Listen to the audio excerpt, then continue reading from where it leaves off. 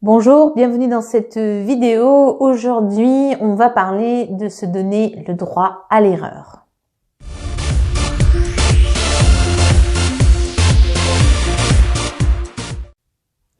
Bonjour, je suis Laetitia Gély, hypnothérapeute à Pertuis et aujourd'hui, comme je vous le disais, on va parler du droit à l'erreur.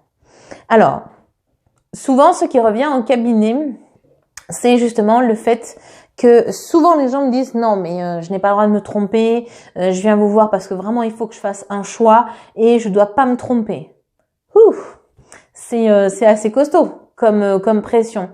Ensuite ça peut déclencher justement chez les personnes des crises d'angoisse, ne plus arriver à dormir, se paralyser, procrastiner, avoir mal au dos. Voilà, ça peut prendre diverses formes diverses et variées. Donc, qu'est-ce que c'est en fait le droit à l'erreur? Je sais que pour certains d'entre vous déjà dire le droit à l'erreur, ça leur hérisse déjà le poil. Pourquoi? Parce que justement pour eux c'est impossible. Ça fait carrément partie du domaine de l'impossible. Alors, je vais vous dire quelque chose de très très important. Voilà, là les prochains mots vont vraiment être très très importants. Si vous ne retenez qu'une seule chose de cette vidéo, c'est ces mots-là. Vous êtes imparfait. Je suis désolée de vous informer que vous êtes un être humain et donc par définition, vous êtes imparfait. Sauf moi, mais ça, il faut pas le dire. Mais sinon, tout le monde est imparfait. La perfection n'existe pas. Pourquoi je vous dis sauf moi? Mais je crois que pendant longtemps je l'ai cru. Pendant longtemps je me suis mis la barre très très haut aussi en me disant que tout ce que je devais faire devait être parfait. Je ne dis pas que certaines fois je ne suis pas encore dans ce schéma-là, mais en tout cas je me soigne comme dirait l'autre. Non, j'ai travaillé beaucoup dessus parce que ça met énormément de pression. Le fait de ne pas se donner le droit à l'erreur, c'est en fait croire qu'on va pouvoir toujours tout faire à la perfection. Donc même si on est bon dans tel ou tel domaine, on peut pas être bon partout. Voilà. C'est impossible d'être bon partout, ça nous demanderait une énergie colossale et c'est impossible. On peut exceller dans plusieurs domaines, dans un ou plusieurs domaines, mais on peut pas exceller dans tous les domaines. C'est-à-dire qu'on peut pas être médecin et en même temps être joueur de foot professionnel et en même temps je sais pas moi, danseur étoile. On peut pas être tout ça en même temps parce que ça nous demande tellement d'énergie d'aller dans la spécificité d'être médecin ou d'être danseur étoile ou d'être je ne sais pas tout autre métier ou golfeur par exemple ou footballeur professionnel, c'est ce que j'avais dit tout à l'heure. Ça nous demande tellement d'entraînement et tellement d'énergie pour atteindre ce niveau d'excellence que on ne peut pas. Alors là, je cite peut-être des métiers prestigieux, mais on peut parler de tout autre métier. Je trouve qu'il n'y a pas de sous-métier. À partir du moment où on exerce un métier, ça veut dire que on est allé à l'école, on a pris une spécificité et on est allé jusqu'à là. Bon, on peut pas être en même temps faire des études de mécanicien et en même temps faire des études de médecine. On peut pas en même temps faire une école de coiffure et ensuite faire une école de je sais pas moi de boulanger. Bon, à la limite, on peut cumuler, mais à un moment donné, on va avoir besoin d'argent. Donc, on peut pas cumuler des tas de formations comme ça, puisqu'on est obligé à un moment donné de prendre son envol, de plus habiter chez nos parents, parce qu'on en a envie, et de se libérer des formations. Donc, il nous faut une spécificité. Donc, il nous faut une formation. Ce qui veut dire qu'on ne peut pas être bon en tout. Et dans la spécificité qu'on a choisie, que ce soit l'esthétique, la coiffure, le fait d'être mécano, etc., peut-être qu'on n'excelle pas, peut-être qu'on n'a pas 20 sur 20. Et d'ailleurs, peu de personnes ont 20 sur 20, justement. Il y a toujours une petite erreur, que ce soit une erreur d'inattention ou une erreur, c'est quelque chose qu'on n'a pas bien compris, etc. Donc, on ne peut pas être parfait là-dedans. Ce qu'il faut savoir aussi, c'est que ce que je disais à une jeune fille il n'y a pas très longtemps, par rapport à ses notes, donc elle a 17 ans, et par rapport à ses notes, je lui disais voilà, faire l'effort pour avoir un 15 de moyenne générale, peut-être que ça va te demander voilà ça d'effort à fournir. Et si tu te mets la barre à 18 sur 20, 15, 16, 17, 18, ça fait 3 points de plus. 3 points de plus, tu as l'impression qu'il faudrait fournir ça d'effort, eh bien c'est faux. C'est faux. En fait, de 15 à 18, même s'il y a que 3 points de plus, en fait, à 15 de moyenne, tu fournis ça d'effort. À 18 de moyenne, tu vas fournir ça d'effort. Donc, si tu veux passer ton bac, si tu veux avoir ton bac, si tu as besoin de fournir ça d'effort, vis ta vie à côté, j'ai envie de dire. Vis ta vie à côté. Amuse-toi et tes 15 de moyenne, tu vas avoir ton bac et le reste, bon bah tant pis. Il y a des gens qui n'ont pas besoin de forcer pour avoir 18, c'est-à-dire que pour eux, avoir 18 de moyenne, ils vont forcer comme ça. Donc ben si c'est ton cas, tant mieux et profites-en. Mais si tu trimes un max pour avoir 15 de moyenne générale, voilà, ne trime pas davantage parce que au final, ce qui se passe et ce que je vois souvent en cabinet, ce qui se passe, c'est qu'on finit par lâcher prise. Ils finissent par lâcher prise, les gamins, et ils avaient 15 et ils finissent avec 9 de moyenne parce que ils avaient visé le 18, mais ça leur demande vraiment trop d'efforts. Donc, on parlait donc du droit à l'erreur dans cette vidéo. Je veux pas trop m'éloigner du sujet. Donc, le droit à l'erreur, en fait, c'est accepter ses failles. C'est juste être dans l'acceptation de ses failles. Peut-être que vous avez eu une programmation dans l'enfance ou une éducation dans l'enfance, justement, à aller toujours plus haut. Vos parents étaient peut-être jamais satisfaits de vos notes ou ils vous comparaient aux autres et c'est ça que vous avez récupéré comme héritage. Si c'est le cas, pas besoin d'aller flageller vos parents. Vos parents vous ont donné cette éducation. Soit ils ont certainement fait le mieux qu'ils ont pu. À vous maintenant, en tant qu'adulte, de déprogrammer cette façon de faire et de la reprogrammer autrement. Alors vous allez me dire, comment ? Bien simplement en arrêtant de vous flageller avec cette fausse croyance qu'on n'a pas le droit à l'erreur.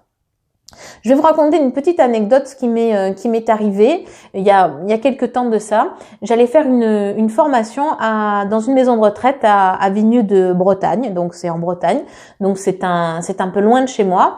J'ai pris l'avion, j'ai loué une voiture de location avec un GPS et quand je suis arrivée à la gare de Nantes, dans l'aéroport de Nantes, j'ai mis l'adresse de la maison de retraite dans mon GPS et en avant, me voilà partie à Vigneux de Bretagne. C'est un endroit franchement magnifique. Mais j'étais vraiment à la botte du GPS parce que je ne savais pas du tout où j'allais. Et le GPS, évidemment, à un moment donné, il me fait passer par un petit chemin. Waouh, je me suis dit, mais où je suis, quoi. Et je commençais un peu à stresser en me disant, voilà, je veux absolument pas arriver en retard. Pour moi, arriver en retard à une formation, un jour de formation, c'est pas acceptable. J'arrive toujours avec une demi-heure d'avance. Là aussi, on est sur le droit à l'erreur, comme si j'avais pas le droit d'arriver une demi-heure en retard. Et je me suis dit, bon voilà, il y a deux choix qui s'offrent à toi. C'est soit tu stresses un max et de toute façon tu ne peux rien changer parce que le GPS tient la botte du GPS, soit tu te détends et puis tu verras bien ce qui se passe. Donc j'ai choisi la formule numéro 2, j'étais déjà dans le développement personnel à ce moment-là.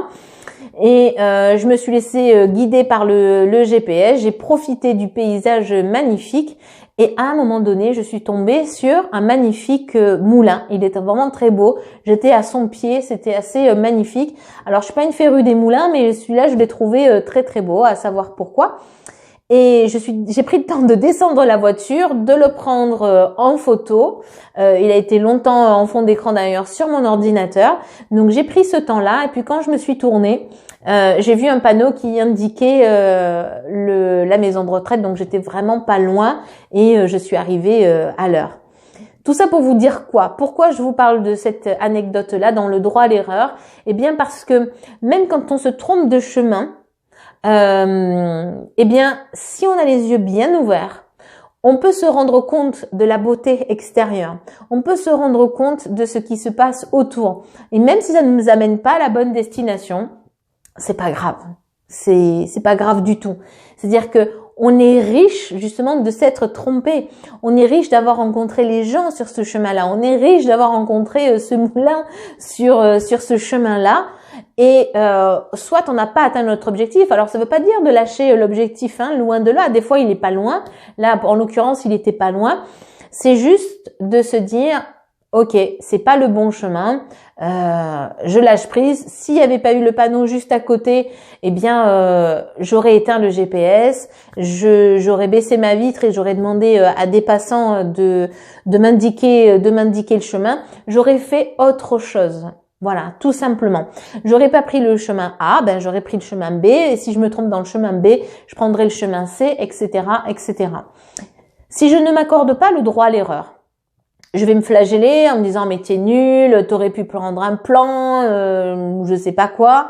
Je pourrais appeler la maison de retraite et dire bon mais j'annule cette formation parce que je trouve pas où est-ce que c'est. Je pourrais monter en pression aussi, puis arriver avec mes stagiaires et puis leur transmettre aussi cette pression que j'ai, ce qui n'est pas arrivé justement. On a passé 2 jours formidables.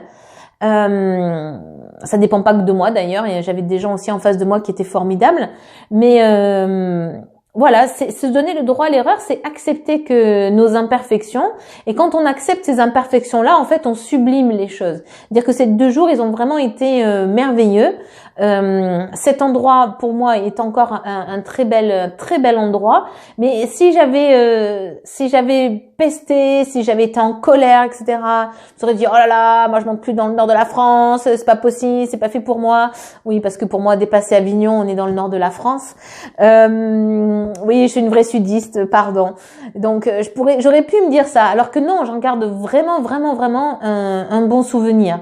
Donc se donner le droit à l'erreur, c'est tout autant de chances de se laisser grandir. J'ai envie de dire ça. C'est de se laisser grandir, de pas s'angoisser, de pas justement se mettre une pression énorme, et tout simplement de vivre, tout simplement. Quand on se donne le droit à l'erreur, on peut aussi dire à l'autre que tout simplement on s'est trompé. Voilà. Et les autres généralement le vivent bien. Pour ceux qui le vivent pas bien ou pour ceux qui vous flagellent parce que vous vous êtes trompé, remerciez-les d'être comme ça et ne les gardez pas près de vous. C'est des gens qui n'ont rien à faire près de vous. Quelqu'un qui vous met autant de pression, qu'est-ce qu'il a à faire dans votre entourage? Et de la même manière, si vous ne l'acceptez pas d'une personne extérieure, ne l'acceptez pas de vous-même, tout simplement. N'oubliez pas, vous devez être votre meilleur ami et pas votre meilleur ennemi. Voilà, je veux cette vidéo courte, donc je vais arrêter là pour aujourd'hui. Il y aurait tas de choses à dire sur le droit à l'erreur, mais pour aujourd'hui, je m'arrête là. Si vous n'êtes pas encore abonné à ma chaîne YouTube ou Facebook, eh bien je vous invite à liker ma page Facebook, et à vous abonner à ma chaîne, je vais y arriver, à ma chaîne YouTube, comme ça vous serez prévenu des dernières vidéos que je mettrai en ligne. Si vous avez des questions, vous n'hésitez pas, vous me les posez, et dans la rubrique Laetitia répond à vos questions, je mettrai donc les vidéos de réponse. En attendant, comme d'habitude, prenez soin de vous et à très bientôt. Bye bye.